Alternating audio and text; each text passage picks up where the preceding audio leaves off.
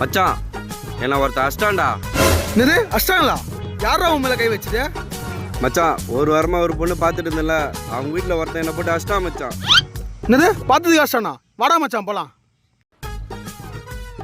மச்சான் அவன் தான்டா. டேய் ஏன்டா என் ஃப்ரெண்ட் ஆச்சா? டேய் உன் ஃப்ரெண்டு என்ன பண்ணா தெரியுமா? எல்லாம் எனக்கு தெரியும். வயசு பொண்ணுன்னு இருந்தா பார்க்க தான் செய்வாங்க. அதுக்கு அடிப்பியா? ஓ அப்படியா?